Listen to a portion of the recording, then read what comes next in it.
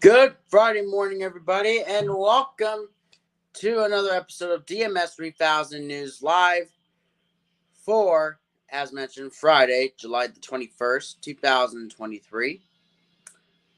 As we go ahead and wrap up the week, as you'll get to see Jason DeCanio this coming Monday and Tuesday, and I will be back on here on Wednesday. But to wrap up for this week, we will be talking about at the 5:30 hour will be the 34th anniversary of the movie Do the Right Thing. Then at the 6 o'clock hour, we'll talk about the 54th anniversary of Neil Armstrong walk on the moon for the first time. And we'll have the do's and don'ts of buying gold bars and coins at the 6:30 hour. And the last 15 minutes, we'll do this as an editorial. And then also plus the headlines, sports, and what day is today. And we'll go into the headlines right now for Friday, July 21st, 2023. The National Security Council declassified information about what it called an attempt false flag operation by Russia as global food supply is threatened. Get ready for a Barbie / Oppenheimer double feature. GOP candidates face difficult positions addressing Trump's legal woes. NPR reveals flaws in U.S. claims about Syrian casualties in the 2019 raid.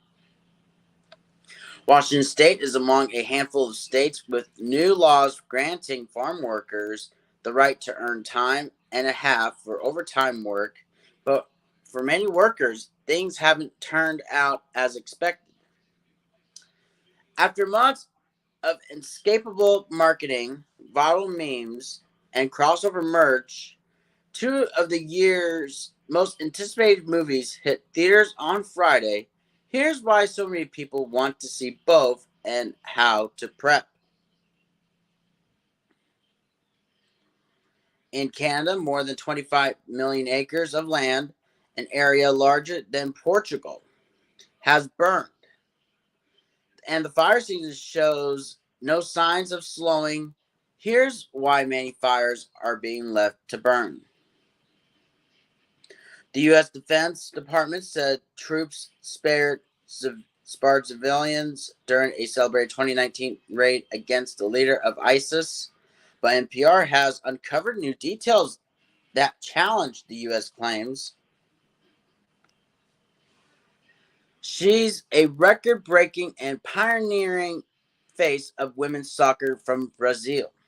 But will Marta finally bring the Women's World Cup trophy home? The USWNT is hoping a mix of veterans and rookies will become the first team to win 3 straight World Cups. They'll start by taking on a nation playing in its very first. 7 tech companies, including Google, Meta, and OpenAI, have voluntarily made commitments on developing and managing artificial intelligence, but there isn't much accountability in the process.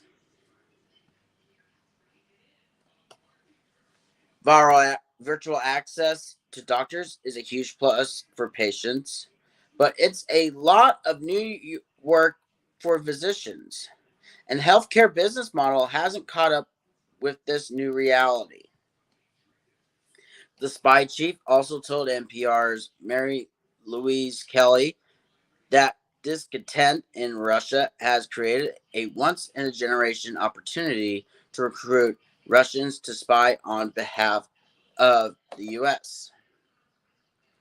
Funny side was an unknown racehorse from New York State in 2003 when he came out of nowhere to win the Kentucky Derby and the Preakness. He died this week at the age of 23. At the start of Russia's invasion, advancing troops reached the outskirts of Ukraine's capital, Kyiv. They devastated the suburb of Bucha, killing hundreds. Today, Bucha is coming back to life. Who doesn't love a feud? Test your knowledge of this week's conflicts, plus meet a fish you don't want to encounter in a dark alley. The results of the British special elections, if replicated at a likely general election next year, would certainly see Labour emerge as the biggest single party. It was the first execution carried out in Alabama this year after the state halted executions last fall. Alabama Governor Kay Ivey announced a pause on executions in November to review procedures. Plant Money Summer School is a crash course in economics for years. See the world through the lens of an economist, and you'll start to feel a little less overwhelmed while making financial decisions. Excuse me. The Inflation Reduction Act could help the U.S. cut greenhouse gas pollution up to 42% from 2005 levels by 2030. That's still short of what the country promised under the Paris Climate Agreement. The teenager died after he became entangled in a machine he was cleaning late last Friday. Labor laws prohibit anyone under 18 from working in meat plants because of the hazardous conditions. And that was taking place in Mississippi. Former President Donald Trump faces a number of criminal charges in two cases, but that may not be all. As he faces scrutiny in other probes, this all comes as Trump is running for president. And Transportation Secretary Pete Buttigieg slammed growing political rhetoric and focus on culture war issues such as LGBTQ concerns. And that is the headlines for Friday, July 21st, 2023. Now we go ahead and continue on with the trade deadline for each team's strategy. This time we will look at the NL Central. We look at the Milwaukee Brewers, bats, and bullpen. In terms of Major League acquisitions, the Brewers past two trade deadlines netted Eduardo Escobar, Daniel Norris, and John Curtis in 2021, and Taylor Rogers, Matt Bush, and Trevor Rosenthal in 2022. Only Escobar made an impact unless you count flipping 2022 pickup Esteury Ruiz for catcher William Contreras and right-hander reliever Joel Payamps, who have been terrific. GM Matt Arnold should not be deterred. The Brewers need arms to solidify the relief corps in front of Payamps and Devin Williams. And they also could use an impact bat at first or third base. St. Louis Cardinals refused the urge to make wholesale changes. Ignore the rumors of the Cardinals looking to move superstars Paul Goldschmidt or Nolan Arenado. It's just not likely to happen. Team president John Mozeliak was asked in late June if the Cardinals are allowed to rebuild considering their strong attendance and a demanding fan base. And his response was this, and I quote, "I would hope that the Cardinals are not allowed to rebuild. As for a message to the fan base, we're not looking to blow up this team, but we are looking for ways to improve this team." The Chicago Cubs use next couple of weeks to pick a lane. The Cubs find themselves in a kind of gray area when it comes to picking a buy or sell lane for the deadline.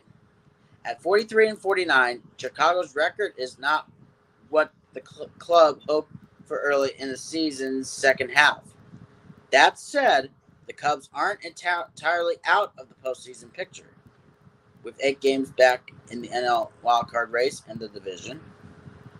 Excuse me. The next couple weeks before the deadline will be critical for how Chicago reacts. The team has some veteran trade chips with Marcus Stroman and Cody Bellinger topping the list. If the Cubs do want to add, the biggest needs would be offensive power. The corner infield spots being the best avenue and impact arm in the bullpen. The Pittsburgh Pirates sell. At the end of April, the Pirates were on pace to become buyers at the trade deadline. For the first time in several years, given how the past 2.5 months have gone, however, the Pirates might be best served to employ a familiar strategy. Trade the team's litany of veterans on expiring contracts. That list includes Rich Hill, Carlos Santana, and Austin Hedges. Andrew McCutchen has been included in trade rumors as well, but he emphasized his desire to remain in Pittsburgh moving forward.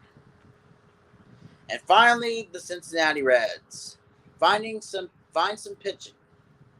General manager Nick Krall had made it clear the Reds would like to be buyers. The club has a clear need for a veteran starting pitcher who can provide deeper outings. Supplementing the bullpen would also be useful. Cincinnati has a deep farm system with coveted prospects and a few big league players that are movable. The unanswered question ahead of the August 1st trade deadline: how much prospect capital is Krall willing to deal to meet what is expected to be very high demand for pitching? And that's basically it for the NL Central. Jason DeCanio will wrap up on Monday for the NL West. However, still staying on MLB, let's go ahead and go over the scores that happened from yesterday. And it's taking a little time, so it's a little standby on that one, folks.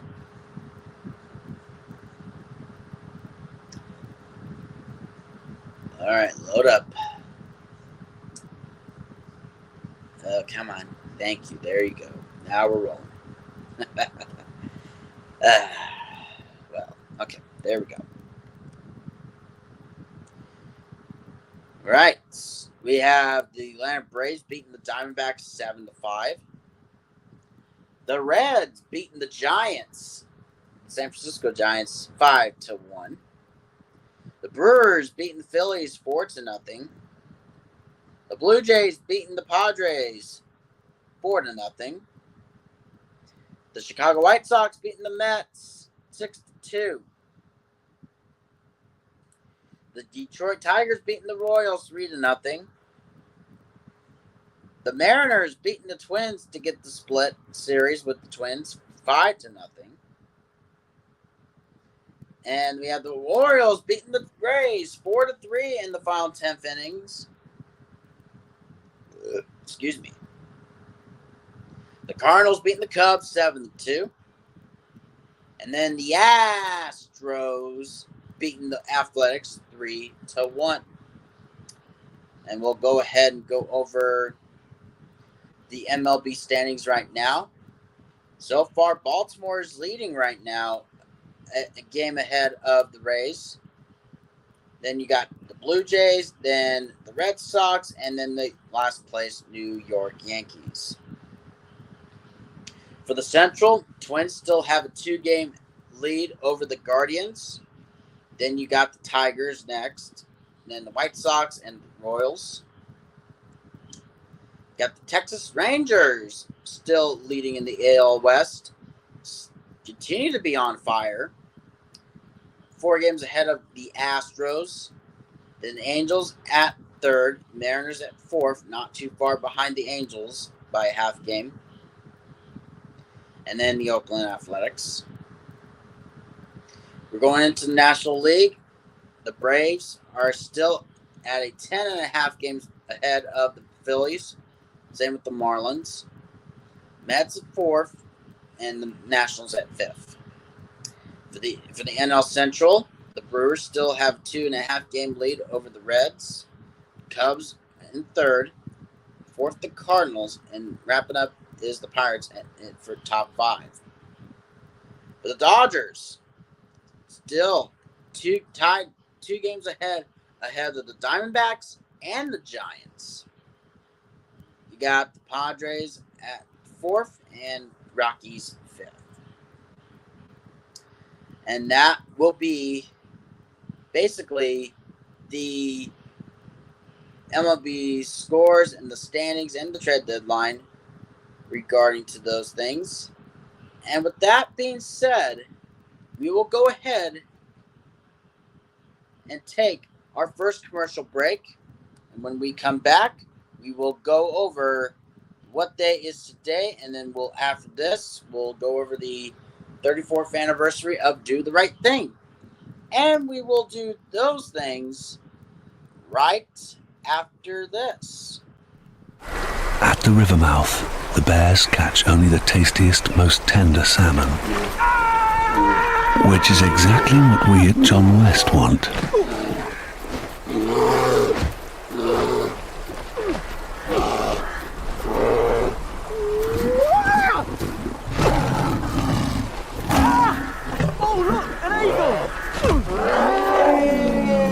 John West endured the worst to bring you the best. Hello, ladies. Look at your man. Now back to me. Now back at your man. Now back to me. Sadly, he isn't me. But if he stopped using lady-scented body wash and switched to Old Spice, he could smell like he's me. Look down. Back up. Where are you? You're on a boat with the man your man could smell like. What's in your hand? Back at me. I have it. It's an oyster with 2 tickets to that thing you love. Look again. The tickets are now diamonds. Anything is possible when your man smells like Old Spice and not a lady. I'm on a horse. Ship my pants? Right here? Ship my pants, you're kidding. You can ship your pants right here. You hear that? I can ship my pants for free. Wow, I just may ship my pants. Yeah, ship your pants. Billy, you can ship your pants too. I can't wait to ship my pants, Dad. I just shipped my pants, and it's very convenient. Very convenient. I just shipped my drawers. I just shipped my nightie. I just shipped my bed. If you can't find what you're looking for in store, we'll find it at Kmart.com right now and ship it to you for free. Today we celebrate the first glorious anniversary of the Information Purification Directives. We have created, for the first time in all history, a garden of pure ideology, where each worker may bloom, secure from the pests of a contradictory thoughts. Our unification of thoughts is more powerful a weapon than any fleet or army on earth. We are one people, with one will, one resolve, one cause. Our enemies shall talk themselves to death, and we will bury them with their own confusion. We shall prevail. On January 24th, Apple Computer will introduce Macintosh. And you'll see why 1984 won't be like 1984. Mr. Cow. Yes? How many licks does it take to get to the Tootsie Roll center of a Tootsie Pop? I don't know. I always end up biting. Ask Mr. Fox, for he's much cleverer than I. Mr. Fox, how many licks does it take to get to the Tootsie Roll center of a Tootsie Pop? Why don't you ask Mr. Turtle, for he's been around a lot longer than I. Me, I bite. Mr. Turtle, how many licks does it take to get to the Tootsie Roll center of a Tootsie Pop? I never made it without biting. Ask Mr. Owl, for he is the wisest of us all. Mr. Owl, how many licks does it take to get to the Tootsie Roll center of a Tootsie Pop? A good question. Let's find out. 1, 2, 3. If there's anything I can't stand, it's a smart owl. How many licks does it take to get to the Tootsie Roll center of a Tootsie Pop? The world may never know.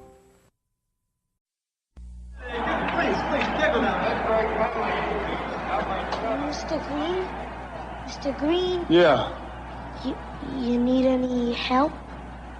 Mm-mm. I just want you to know, I think you're the best ever. Yeah, sure. Want my Coke? It's okay, you can have it. No. Really, you can have it. Okay. A Coke and a smile makes me feel good. Makes me feel nice. Be around. That's the way it should be. I like to see Hey, kid. the whole world is smiling with me. Coca-Cola as life. Have a Coke and Thanks, Mean Joe. smile.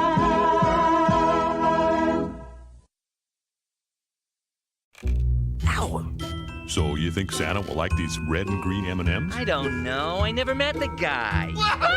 He does exist. They do exist. Santa? Oh, Santa. Anyways, it is 5:22 right now, and welcome back to DMS 3000 News Live. I am your host, Brandon Martin, and we'll go ahead and go over what day is today. As we have the following, we have 18 holidays as listed. We'll go ahead and go over the holidays right here, right now. For all you junk food lovers, that's actually going to be fitting for everybody. It is National Junk Food Day. Have you ever wished for a day where you can eat absolutely anything you want? All of us would get the understanding of that. We have Belgium Independence Day. Don't miss out on celebrating the commemoration of the independence of Belgium. Comic-Con. That's happening this weekend. Get your costumes ready and explore the world of superheroes and villains. Rupka Tasheshi. Gain deep insight into life and discover more about Rupka Tasheshi. It's right here. First Sermon of Lord Buddha. Join us this year as we celebrate the first sermon of Lord Buddha. Actually. There we go. Guam Liberation Day. It's Guam Liberation Day, and here's how you can join in the celebrations. Invite an Alien to Live with You Day. Invite an Alien to Live with You Day celebrates the hit TV show Mork and Mindy. For all these people who are at the drinking age level, it's Legal Drinking Age Day. Do you remember the first drink that you legally enjoyed a drink? National Be Someone Day. It only takes about 10 seconds to save or change a child's life. National Craft for Your Local Shelters Day. Let's create some homemade pet toys and supplies and donate them to your local animal shelter. National Day of Prayer Reflection and Thanksgiving in Montserrat. Get ready to learn about how one natural disaster changed an entire nation. National Eduardo Day. Eduardo has a lot more going for it than a change of spelling and pronunciation. National Edward Day. Take a look at some notable figures who gave the name Edward its prominence. National Lamington Day. Join us as we get ready to celebrate all things buttery, chocolatey, and coconutty. No Pet Store Puppies Day.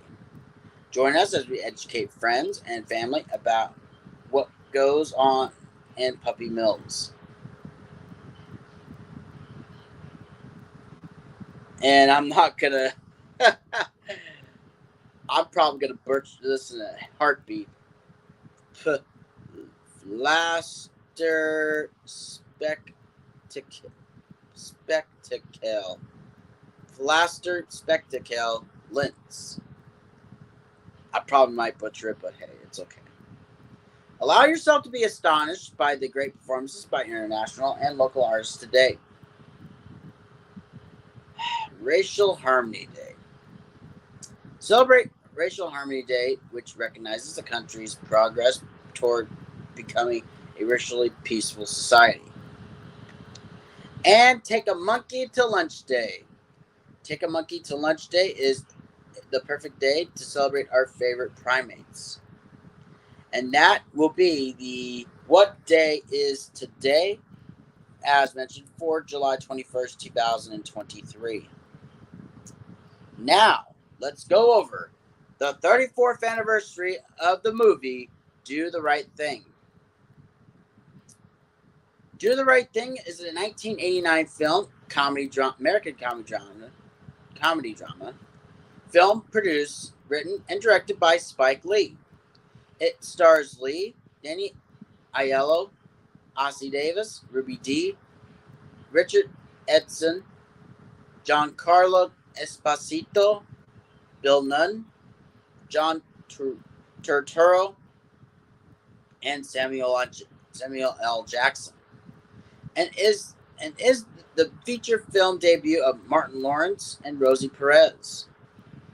The story explores a Brooklyn neighborhood simmering racial tension between its African-American residents and the Italian-American owners of a local pizzeria, culminating in tragedy and violence on a hot summer day.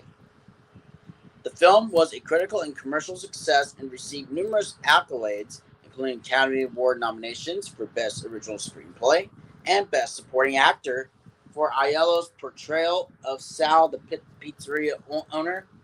It is often listed among the greatest films of all time. In 1999, the film was deemed culturally, historically, and aesthetically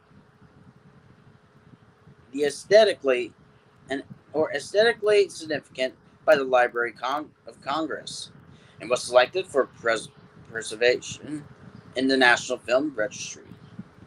Let's go and look at the plot. 25-year-old Mookie lives in Bedford Stuyvesant with his sister Jade, has a toddler son named Hector with his girlfriend Tina, and works as a delivery man at a local pizzeria that has been owned and operated for 25 years by Sal, an Italian-American who lives in Bensonhurst. Sal's racist eldest son, Pino, is antagonistic towards Mookie, clashing with both his father, who refuses to move his business out of the majority African-American neighborhood, and his younger brother, Vito, who is friendly with Mookie. Many distinctive residents are introduced, including friendly drunk the mayor, mother sister, who watches the neighborhood from her brownstone radio, Raheem, who blasts Public Enemy's Fight the Power on his boombox wherever he goes, and Smiley, a mentally disabled man who meanders around the neighborhood trying to sell hand-colored pictures of Malcolm X and Martin Luther King Jr. At Sal's, Mookie's friend bugging out questions Sal about his Wall of Fame, decorated with photos of famous Italian Americans, and demands that Sal put up pictures of black celebrities since the pizzeria is in the black neighborhood. Sal replies that it is his business and that he can have whoever he wants on the wall. Bugging out attempts to start boycotting the pizzeria. During the day, local teenagers open a fire hydrant and douse the other neighbors to beat the heat wave before officers Mark Ponte and Gary Long intervene. After a phone call, Mookie and Pino debate race. Mookie confronts Pino about his contempt towards African Americans. Although Pino's favorite celebrities are black, various characters express racial insults.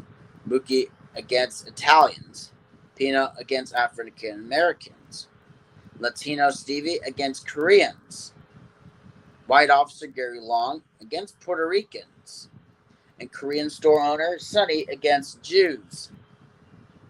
Pino expresses his hatred for African Americans to Sal, who insists on staying in the neighborhood. That night, Bugging Out, Radio Raheem, and Smiley march into Sal's and demand that Sal change the Wall of Fame. Sal demands that Radio Raheem turn his boombox off, but he refuses. Bugging Out calls Sal and his sons guinea bastards and threatens to shutter the pizzeria until they change the Wall of Fame. An angry Sal calls Bugging Out I'm not going to say the whole N-word, so we're going to leave that at that. And before I continue, if you use the N-word towards somebody, two things will happen. One, you'll get your butt kicked. Number two, you'll be called a racist.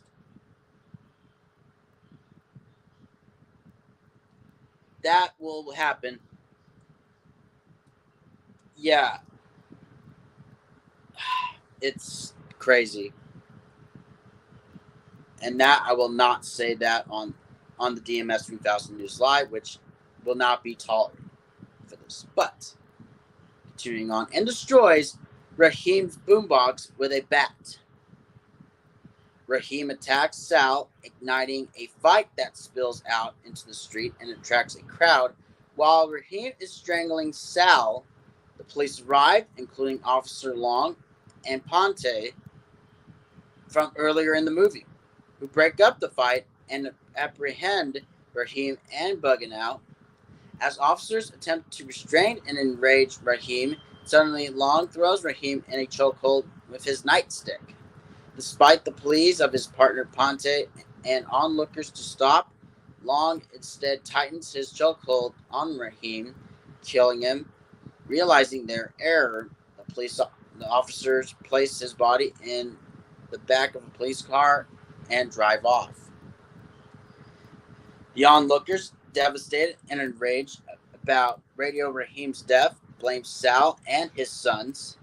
The mayor tries to convince the crowd that Sal did not cause his death, but the crowd remains stationary. In a brief fit of anger and grief, Mookie grabs a trash can and throws it through the window of Sal's pizzeria, sparking the crowd to rush into and destroy the pizzeria. Smiley sets the building on fire, and the mayor pulls Sal and his sons away from the mob, which then turns towards Sonny's store, preparing to destroy it too. However, a panicked Sonny eventually dissuades the group. The police return to the site along with firemen and riot patrols to extinguish the fire and disperse the crowd. After they issued a warning, the firefighters turned their hoses on the rioters, leading to more fighting and arrest. While Mookie and Jade watch in shock from the curb, Smiley wanders back into the smoldering building and hangs one of his pictures on the remnants of Sal's Wall of Fame. The next day, after arguing with Tina, Mookie returns to Sal. He feels that Mookie had betrayed him, but Mookie demands his weekly pay. The two men argue and cautiously reconcile, and Sal finally pays Mookie. Local DJ Mr. Senor Love Daddy, kind of name is that, though. But dedicates the song to Radio Raheem. Before the credits, 2 quotations expressing different views about violence. One by Martin Luther King and one by Malcolm X appear, followed by a photograph of both leaders shaking hands. Lee then dedicates the film to the families of 6 victims in brutality or racial violence: Eleanor Bumpers, Michael Griffin, Arthur Miller Jr., Edmund Perry, Yvonne Smallwood, and Michael Stewart. And that's basically the cast. We know Spike Lee as Mookie, Danny Aiello as Sal, Ossie Davis as the mayor, Ruby Dee as Mother's Sister, Giancarlo Esposito as Bugging Out, Bill Nunn as Radio Raheem, John Turturro as Bino, Richard Edson as Vito, Roger Webner Smith as Smiley, Rosie Perez as Tina, Jolie Lee as Jade, Steve White as Ahmad, Martin Lawrence as C, Leonard L. Thomas as Punchy, Krista Rivers as Ella, Robin Harris as Sweet Dick Woolley, Paul Benjamin as ML, Frankie Faison as Coconut Sid, Samuel L. Jackson as Mr. Senior Love Daddy, credited as Sam Jackson, Steve Park as Sonny, Rick Aiello as Officer Gary Long, Miguel Sandoval as Officer Mark Ponte, Luis Antonio Ramos as Stevie, John Savage as Clifton, Frankie Vincent as Charlie, Richard Parnell Habersham as Eddie Lovell, Jenny Yang as Kim, and Nicholas Turturro as Extra, which was uncredited. Lee first got the idea for the film after watching the Alfred Hitchcock Presents episode Shopping for Death, in which the main characters discuss their theory that hot weather increases violent tendencies. He was also inspired by the 1986 Howard Beach racial incident in which an African-American man was killed, and also the shooting of Eleanor Bumpers by police. Lee wrote the screenplay in 2 weeks. The original script of Do the Right Thing ended with a stronger reconciliation between Mookie and Sal than Lee used in the film. In this version, Sal comments to Mookie are similar to the mayor's earlier comments in the film and hint at some common ground. And perhaps Sal's understanding of why Mookie tried to destroy his restaurant. Lee had not explicitly explained why he changed the ending, but his contemporaneous notes compiled in the film's companion book indicated Lisa Jones expressed Sal's reaction as too nice as originally written. Lee campaigned for Robert De Niro to play Sal, the pizzeria owner, but De Niro had to decline due to prior commitments. Aiello eventually played Sal, and his son Red played Gary Long, the police officer who kills Radio Raheem. Roger Webner Smith, who was pestering Lee for a role in the film, created the character of Smiley, who was not in the original script. 4 of the cast members were stand-up comedians: Martin Lawrence, Steve Park, Steve White, and Robin Harris. Samuel L. Jackson was chosen for the role of Mr. Senior Love Daddy. Jackson later revealed that he spent much of his time on set sleeping, as he has no scenes outside. Lee originally wanted Nunn to play the role of Mr. Senior Love Daddy, but later recast him as Radio Raheem. The acting couple, Ossie Davis and Ruby Dee, who were friends of Lee's father Bill, were cast as the mayor and mother's sister. Perez was cast as Mookie's love interest, Tina, after Lee saw her dancing at a Los Angeles dance club. Perez decided to take the part because her sister lived 4 blocks from the set. She had never been in the film before and became upset during the filming of Radio Raheem's death scene. The film was shot entirely of Stuyvesant Avenue between Quincy Street and Lexington Avenue in the Bedford-Stuyvesant neighborhood of Brooklyn.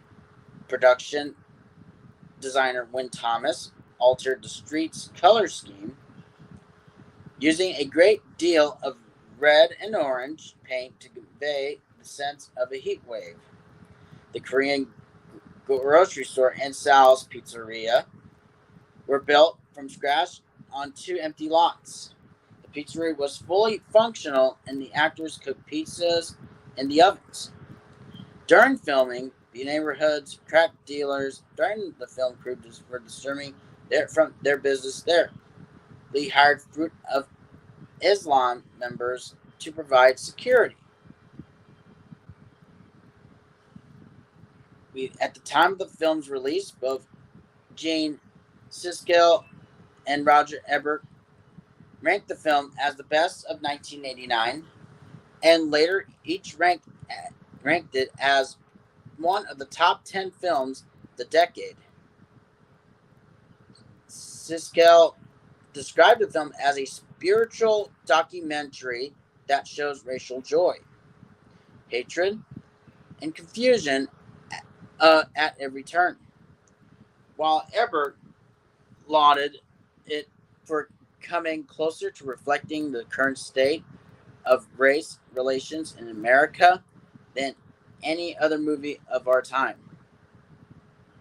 Ebert later added the film to his list of the great movies.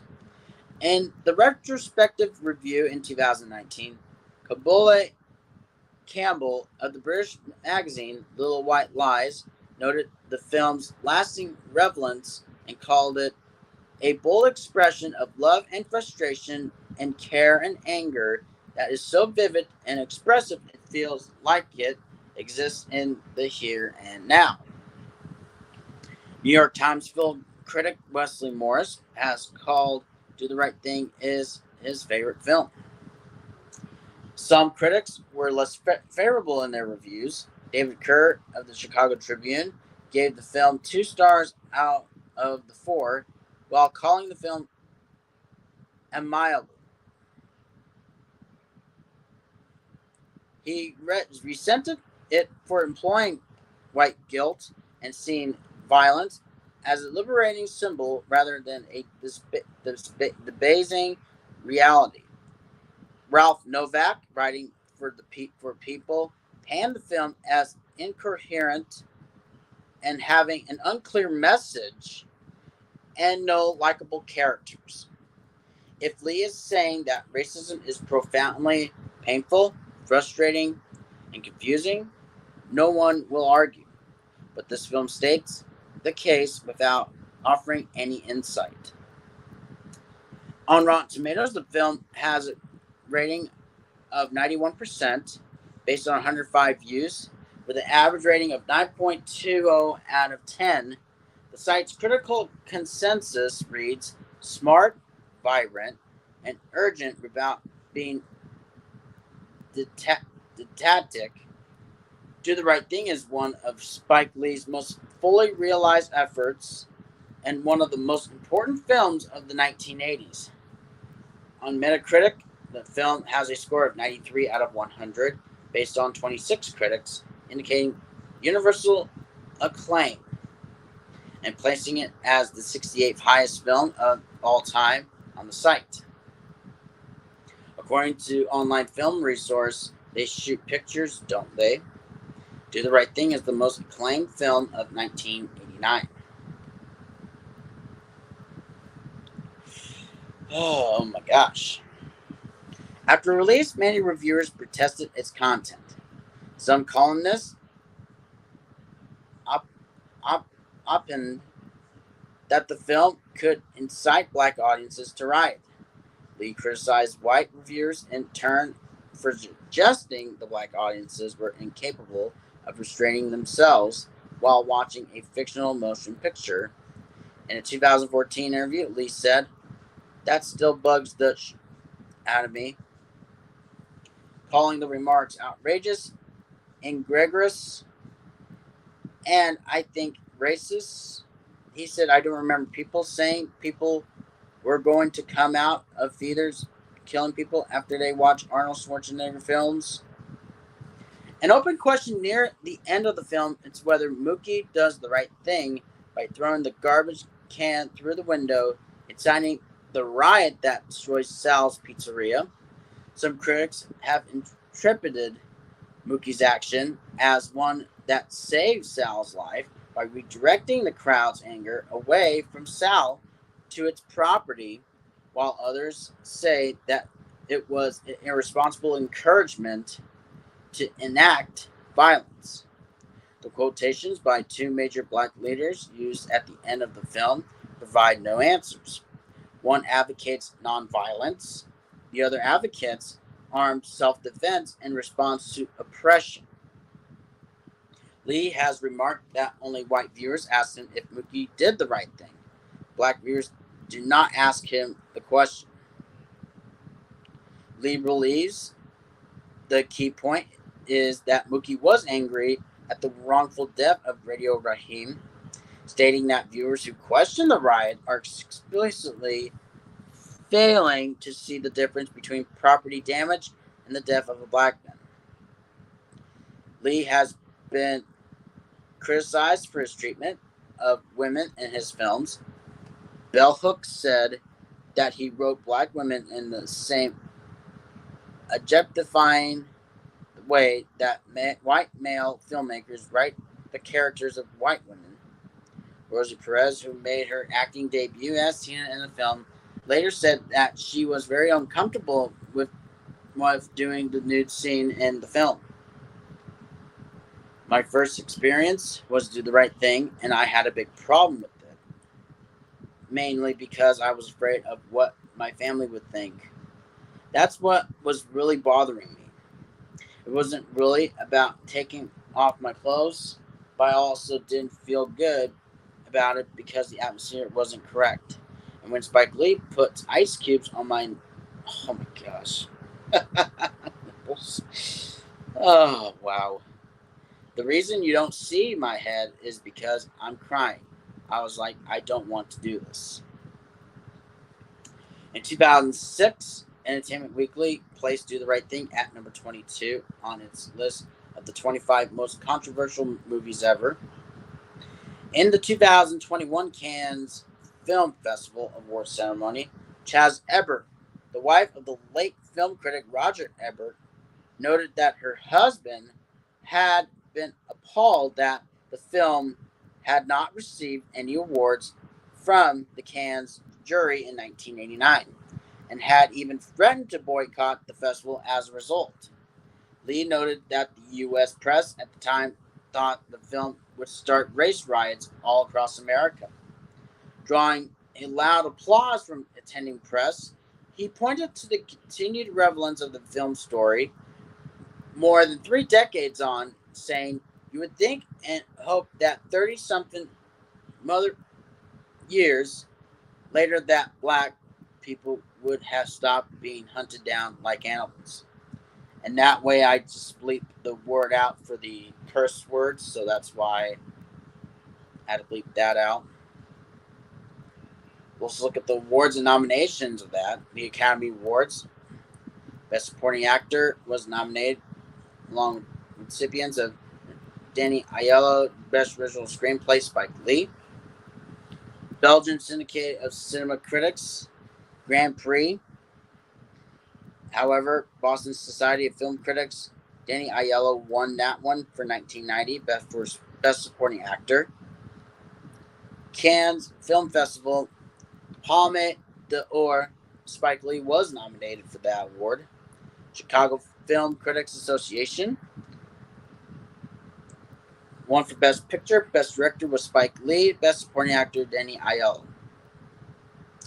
Golden Globe Awards, nominated for Best Motion Picture Drama, Best Supporting Actor Motion Picture, Danny Aiello, Best Director and Best Screenplay for Motion Picture, Spike Lee.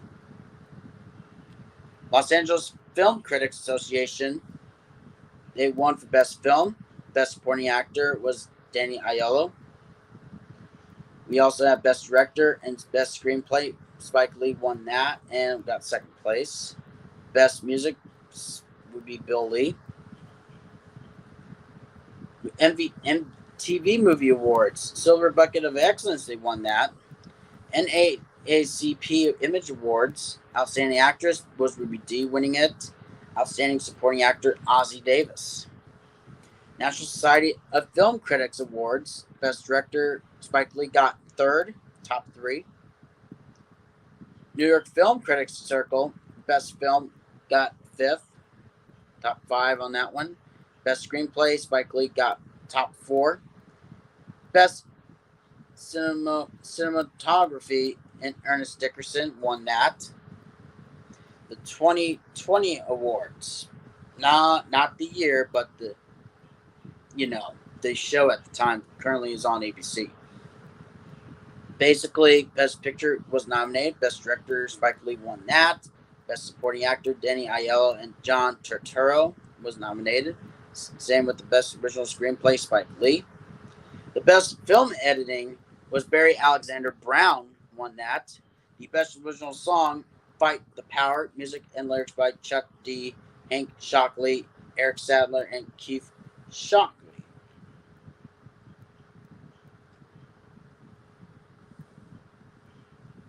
And basically, there is the home media, the soundtrack,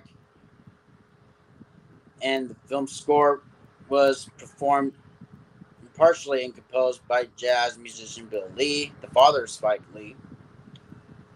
Was released in early July 1989, while the soundtrack was released in late June 1989 on Columbia Records and Motown Records, respectively.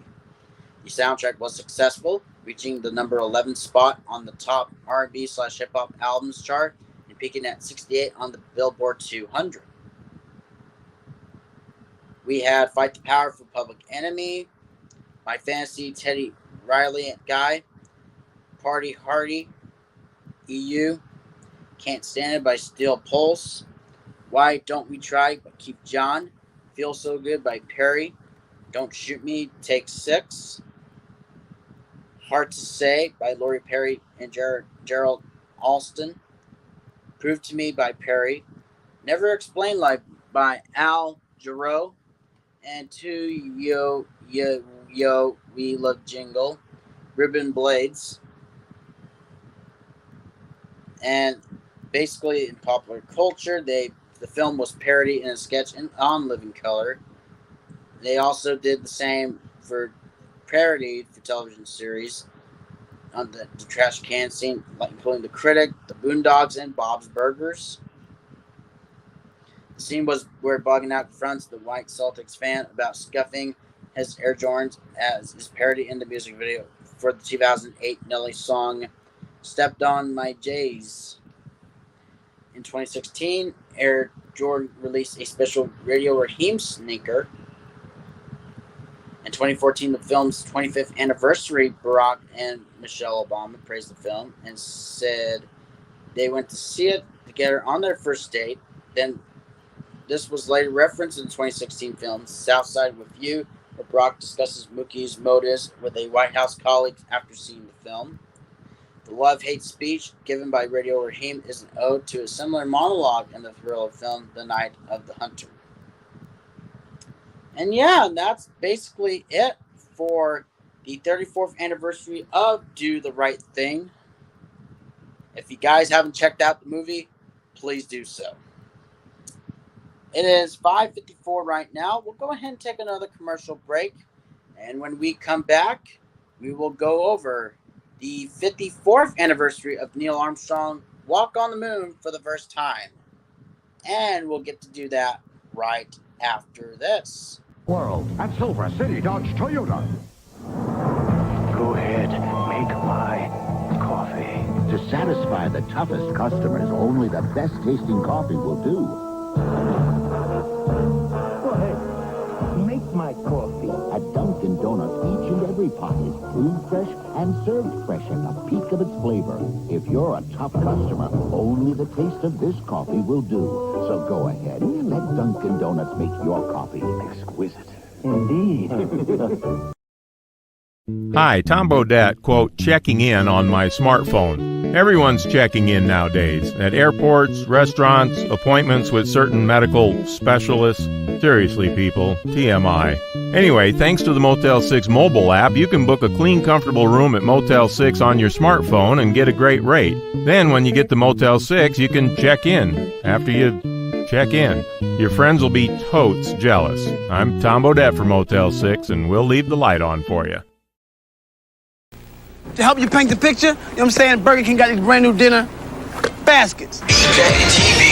I love this place. Not hoops, baskets. You know, if you come in between the hours of 4 to 8, you get like these dinner baskets. Get a chicken dinner basket, shrimp dinner basket, Whopper dinner basket, or steak dinner basket. Who ordered the chicken? Who got the Whopper dinner basket? You get a choice of salad or coleslaw, baked potato or French fries. So you like having it like your way. Yes, my way. I love this place. I love it more than you do. The fun is back. Oh, yes, siree. It's the 2600 from Atari. It's the video system with classics galore, from Space Invaders to cars that roar. A real hit joystick controls the screen. Solaris is hot and Midnight Magic's mean. And one more thing, it's got a special low price, under $50. $50? Now, isn't that nice? The fun is back. Oh, yes, siree. It's the 2600 from Atari. Tire Kingdom, tires, tires, tires, tires. If tires are what you need, the lowest price is guaranteed. At Tire Kingdom, the best tires at the best price. No hassle service, and we always treat you nice. Ooh, Tire Kingdom, tires, tires, tires, tires.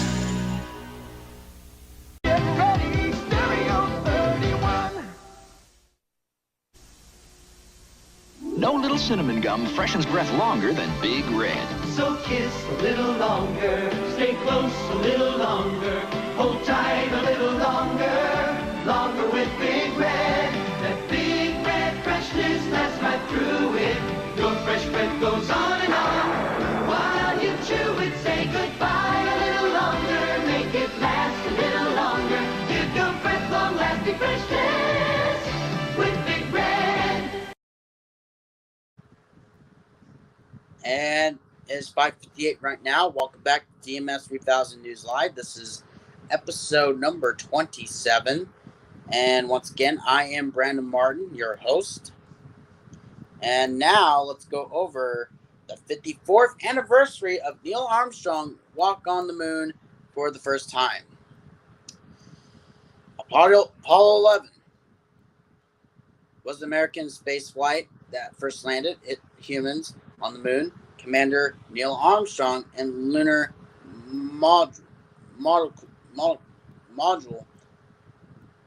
pilot Buzz Aldrin landed the Apollo lunar module Eagle on July 20th, 1969 at 2017, which was basically at 8:17 p.m.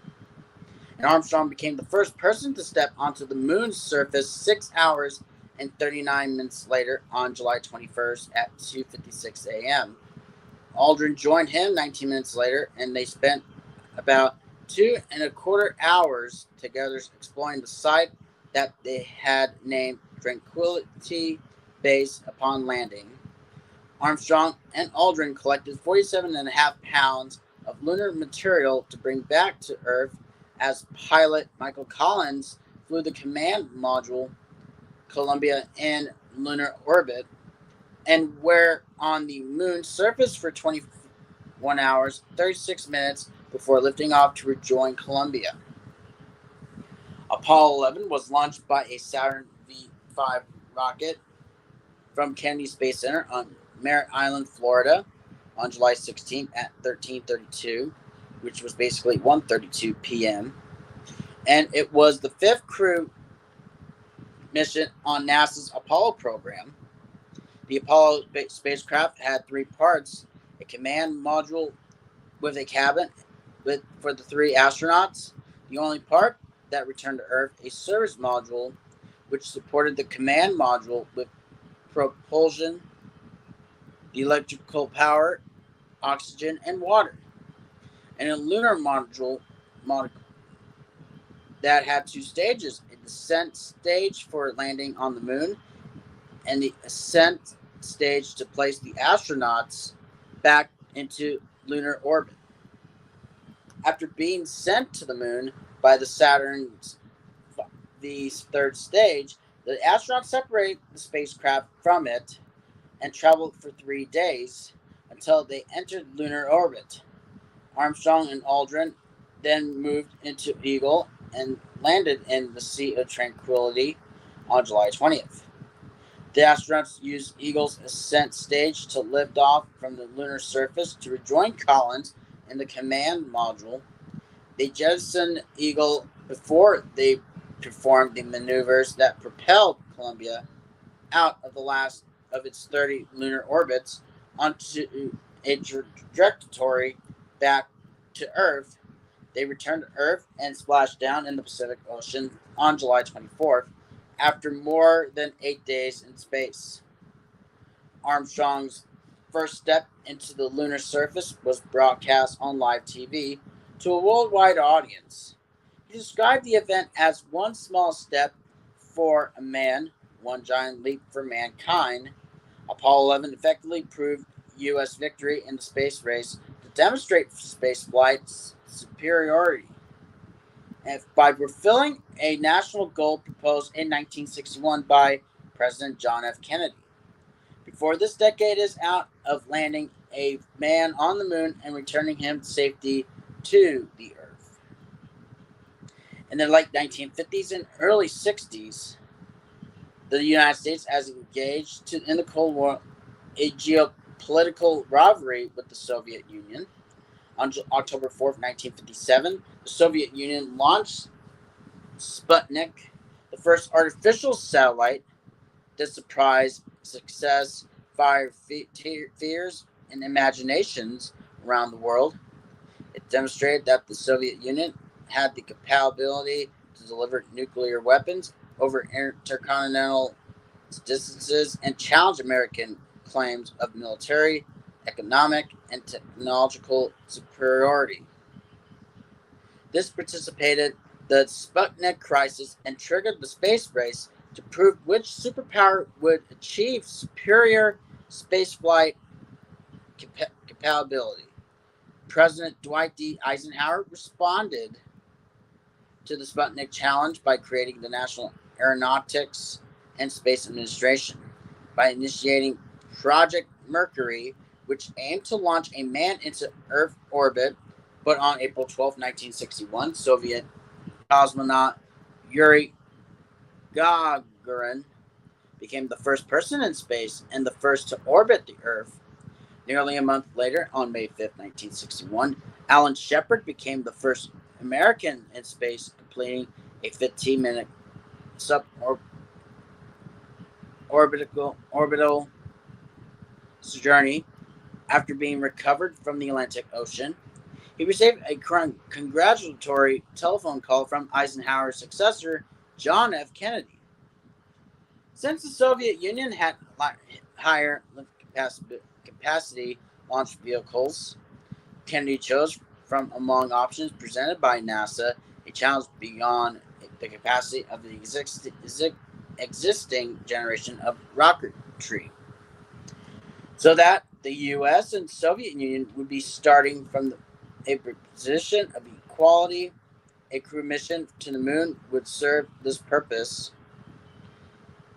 On May 25, 1961, Kennedy addressed the United States Congress on urgent national needs and declared, "I believe that this nation should commit itself to achieving the goal before this decade is out of landing a man on the moon and returning him to safety to the Earth. No single space project in this period would be more impressive to mankind or more important for the long-range exploration of space, and none will be so difficult or expensive to accomplish. We propose to accelerate the development of the appropriate lunar spacecraft. We propose to develop alternate liquid and solid fuel boosters much larger than any now being developed until certain which is superior. We propose additional funds for other engine development for unmanned explorations which are particularly important for one purpose with which this nation will never overlook: the survival of the man who first makes this daring flight be, but in the very real sense, it will not be one man going to the moon. If we make this judgment affirmatively, it will be an entire nation, for all of us must work to put him there. Kennedy's speech to Congress.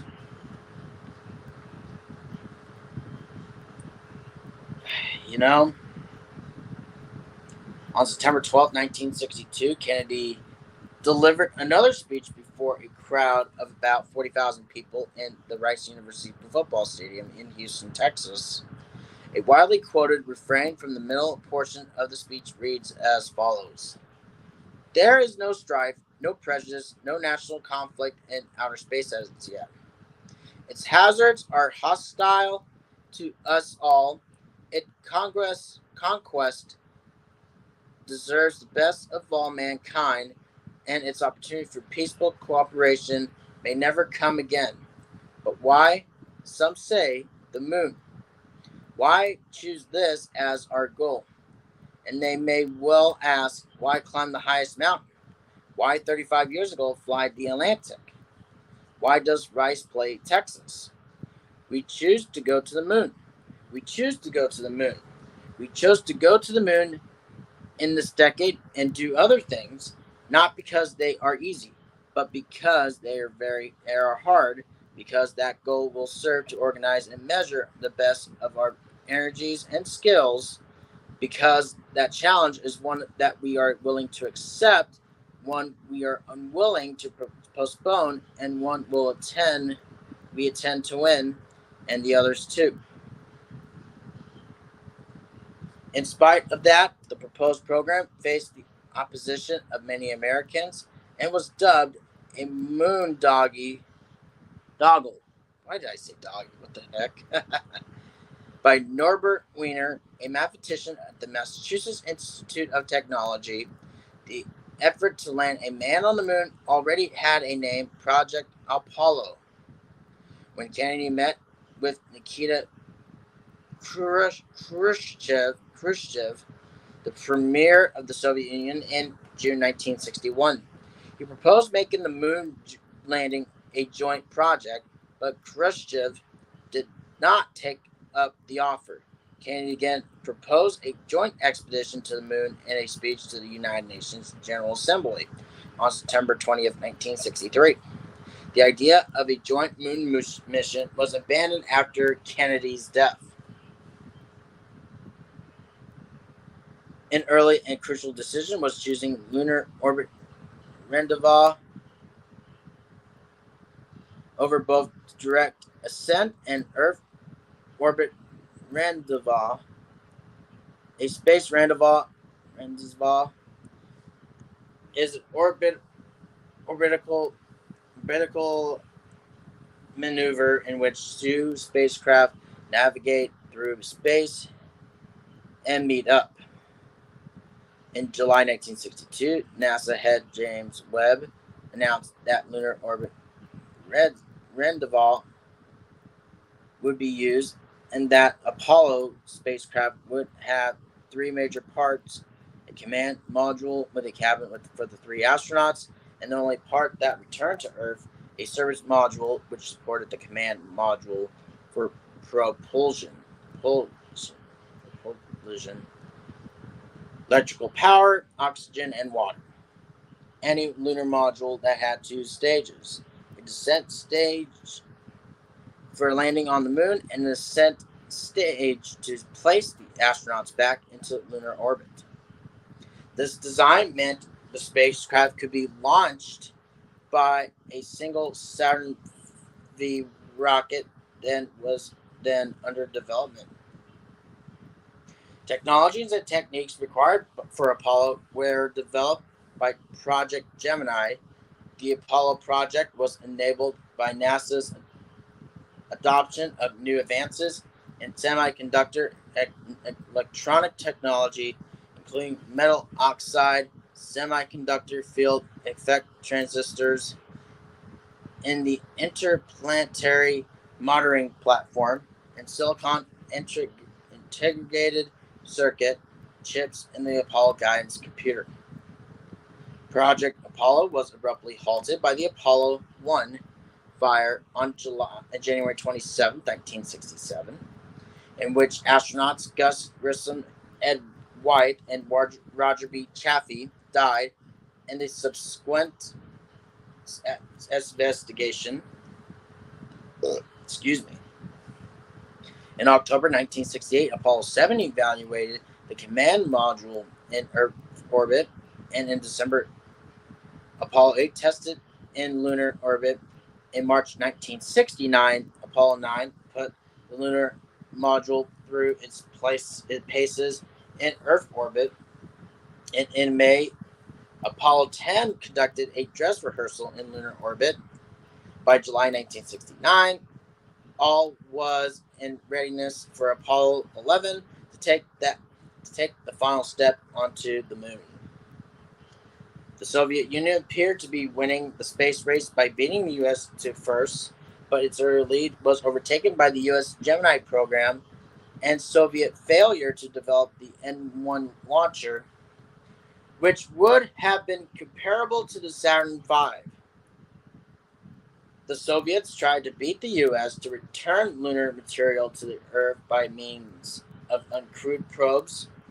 On July 13th, 3 days before Apollo 11's launch, the Soviet Union launched Luna 15, which reached lunar orbit before Apollo 11. During descent, a malfunction caused Luna 15 to crash in Mare Crisium about 2 hours before Armstrong and Aldrin took off from the moon's surface to begin their voyage home. The Nuffield Radio Astronomy Laboratories radio telescope in England recorded transmissions from Luna 15 during its descent, and these were released in July 2009 for the 40th anniversary of Apollo 11. And there's the prime crew: Commander Neil Armstrong, Command Module Pilot Michael Collins, and Lunar Module Pilot Edwin Buzz E. Aldrin Jr. And the backup crew: Commander James A. Lovell Jr., Command Module Pilot William A. Anders, Lunar Module Pilot Fred W. Hayes Jr. And we'll look at the flight directors we got was Clifford E. Charlesworth for Team Green, launching an extravehicular activity. Gerald D. Griffin for Team Gold, backup for Ship 1. Gene Kranz, White, Team White, lunar landing. Glenn Lunny, Team Black, Ship 3, lunar ascent. And Milton Windler, Team Maroon, Ship 4, planning. And yeah, that's basically it regarding to the 54th anniversary of Neil Armstrong walk on the moon for the first time. And basically, we will go ahead and take our final commercial break. And when we come back, we'll go over the do's and don'ts of buying gold bars and coins. Then after that, we will go ahead and wrap up this is an editorial, and we'll go over the last 15 minutes of that. And we'll do those things right after this. Don't go anywhere. Please pass the all fruit. Pass the Polaner all fruit.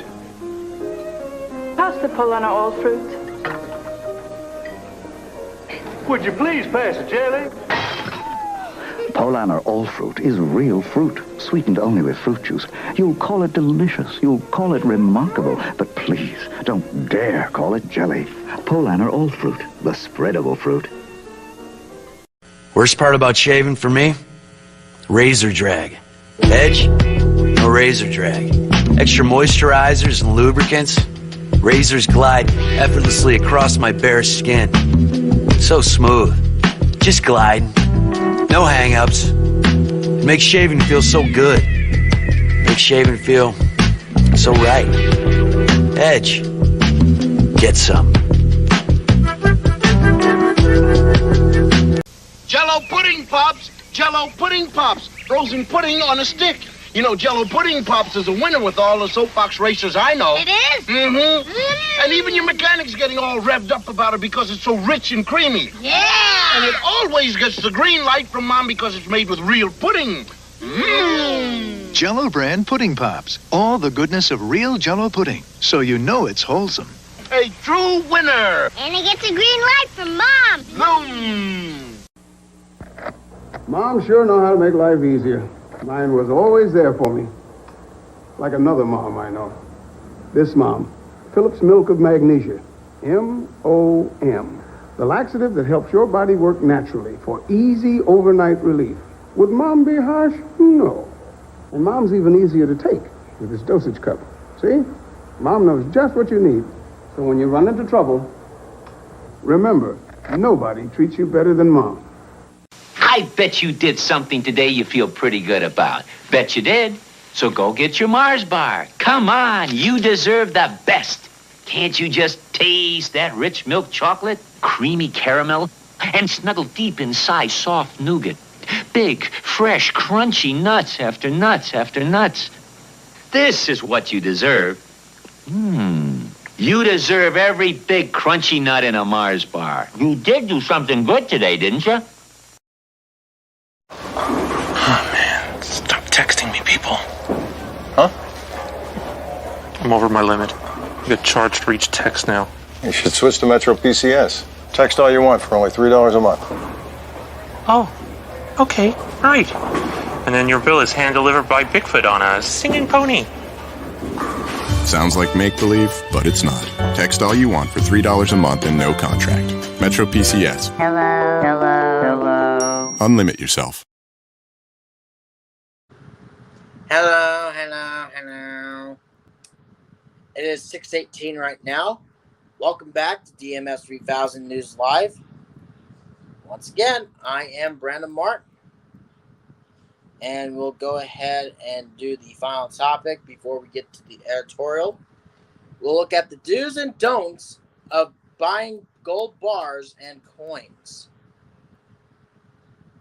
Investing in gold can be a smart way to protect your investment portfolio from losses, hedge against inflation, and enjoy reliable returns despite economic uncertainty. I can't even talk. And market fluctuations. And one of the most straightforward ways to invest in gold is by buying gold bars and coins.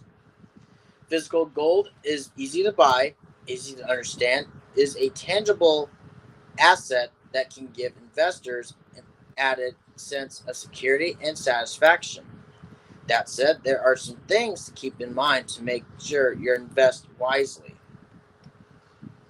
We'll learn more about gold investing with a free information kit. Buying gold, there we go. To get the most from your investment, follow these guidelines when buying gold bars and coins. Do buy from a reputable dealer. The first step in buying gold bars and coins is to choose a reputable dealer. You want a dealer with an established track record, a solid reputation, and responsive customer service. Check out online ratings, reviews, and feedback from previous customers. Look for dealers who are accredited by organizations like the Numismatic Guaranty Corporation, Professional Numismatics Guild, or accredited precious metal dealers. These dealers have been vetted and required to meet strict standards and ethical guidelines, so you can rest assured you're dealing with professionals. Do verify the quality. You should only purchase gold that meets the industry standards for quality. Before you buy gold bar or coin, evaluate it carefully. First, check the purity. Gold's purity is measured in carats. The higher the carat, the purer the gold is. And the more it's likely worth. Investment grade gold is at least 22 carats, but 24 carats is considered the purest form of gold. Next, verify the authenticity. Check for a hallmark or stamp that indicates who manufactured the gold, and stick to establishments like the U.S. Mint, Royal Canadian Mint, and South African Mint. If possible, ask for a certificate of authenticity or a third-party verification service to ensure the gold's quality and value. Don't pay too much. When buying gold bars and coins, you need to consider the premiums or the amount you pay above gold spot price. Physical gold must be produced, packaged, and shipped, which can make it more expensive than other forms of gold investments. That said, the price of gold bar or coin should be determined by its weight, purity, and current gold prices, not manufactured hype. So be sure to compare multiple dealers' prices and fees to make sure you're getting a fair deal. Don't buy too much. Gold can add so much needed safety and stability to your investment portfolio. There we go. However, it won't generate the potentially large returns that riskier investments, such as stocks, might. For this reason, experts recommend keeping no more than 5 to 10% of your portfolio in gold for maximum diversification. Do store it securely. Once you bought your gold, it's essential to store it securely to protect it from theft, loss, or damage. Depending on how much you have, you can put it either in a fireproof home safe or a safe deposit box at a bank. Don't forget to insure it. Your homeowner's insurance likely won't cover the full amount of your gold investment, and banks typically don't insure safe deposit box contents. Make sure to purchase insurance to cover your gold bars and coins so you aren't out of money should something happen to them. The bottom line: investing in gold bars or coins can be a lucrative and rewarding experience if done correctly. Follow the do's and don'ts above to minimize risk and maximize your returns. With the right information and strategies, you can build a solid and profitable investment portfolio. And yeah, basically that is it for the do's and don'ts of buying gold bars and coins. Well, it's time to go ahead and wrap up for the week of This is an Editorial. And we'll go ahead and read this. It's basically our own take of what we're talking about on here, where it says, no room in the inn. Eric Adams running out of space. Tries to stay ahead of New York's growing migrant population. Excuse me. Okay. Let's read this. In the latest chapter in the city's ongoing saga over the arrival of tens of thousands of asylum seekers and fewer places to put them, Mayor Eric Adams announced Wednesday that the city would mandate single adult migrants to reapply for placement after a 60-day period. The requirement would be paired with casework, but it's not totally clear what they are supposed to do if and when this doesn't result in housing. It's also not clear how it comports with the city's rights to shelter provisions, while the mayor is attempting to modify aspects of the agreement. It remains very much in place.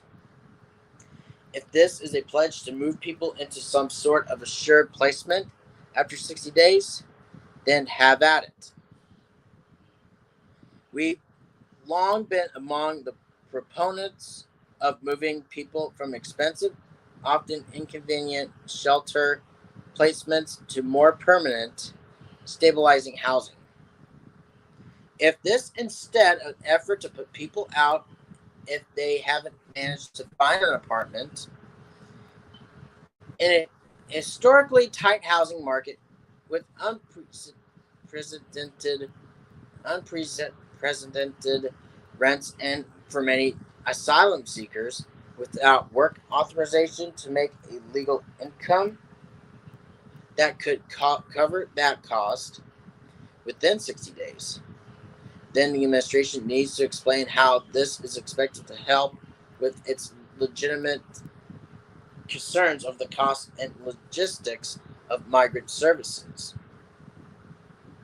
After all, it is Adams himself who justifies his program of encampment and subway sweeps with the correct mantra that it is inhumane for the city to allow people to live out on the streets and the trains and the platforms were no soothsayers, but we had to figure that some good percentage of the folks who are excluded from shelter are going to end up on the streets and trains and platforms. Then what? Will they be swept up and offered shelter placement? Of course, the city shouldn't be put in the impossible position of making these decisions in the first place. The feds have fully stepped back from using any resources to coordinate or facilitate arrivals, just as they have abdicated responsibility for stopping GOP governors from rolling out their conflicting border policies.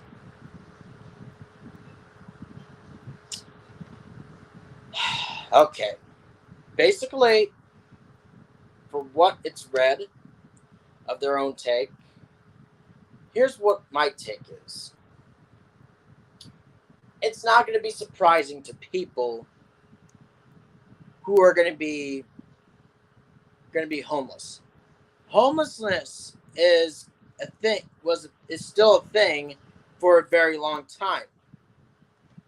You know, not just New York, Los Angeles, Portland, Oregon, Seattle, along many other cities that involves homelessness.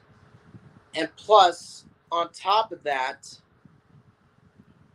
the homelessness are trying to look for a home to stay, but they don't have the proper income to do so and not going to work. And the thing is, are we telling them you need to go to work and all that? Absolutely not. That's their choice if they want to work or not. In order for them, for housing, it's going to be all booked. Not, like I said, it's not New York. It's everywhere. For housing, you know, for rent a house, it's going to be a hard time to do so. So basically, unless they have a way to do so, they're going to have to figure something out along with Biden's administration, which, like I said, I don't want to get political on the show because I know it doesn't involve politics. But again, like I said, as mentioned from yesterday, this is an exception of doing so. And it's going to be really interesting to go, like, the first half. We don't know what happened in the first half. Second half is going to be interesting. But it can go either way. We'll have to wait and see what happens regarding to the second half of it. And it's just really crazy that, you know, They're trying to find a house, like to at least stay in or shelter in somehow, in order for them to go to get a house. And a lot of jobs would offer that, with some occasions, you know, some work experience, probably many others. And homelessness is going to be really tough for them to get a job. It really does. And housing. The rent is expensive, depending on your income. It's going to be really, really interesting if you're really lucky to find housing or renting a place. And I just don't know for second half. It's or in the years to come. Oh gosh, who knows? It really is tough to say. But only time will tell on that.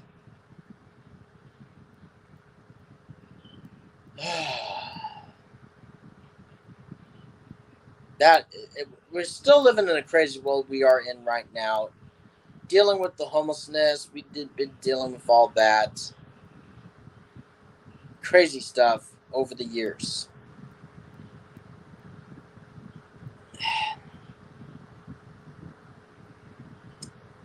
Hopefully they figure something out.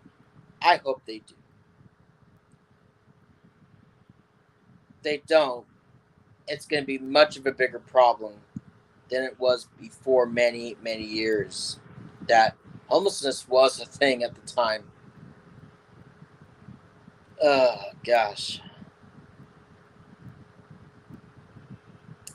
But, either way,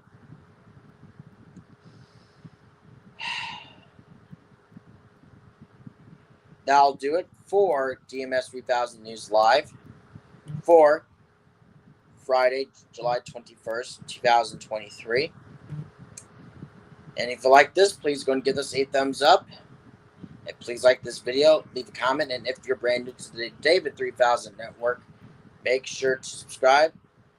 And also, don't forget to tap that notification bell under the David 3000 Network on your YouTube app so you'll never miss an upload or a live stream. And coming up in about 27 minutes, we will be handing over the hosting duties over there to Snowman in the Morning with Cole Johnson along with Snowman. Then we also have the Brian Snow Show for 2 hours. And coming up, it will be Jay's Retro Toys and Games later on in the evening. And many more shows and programs to come throughout this weekend.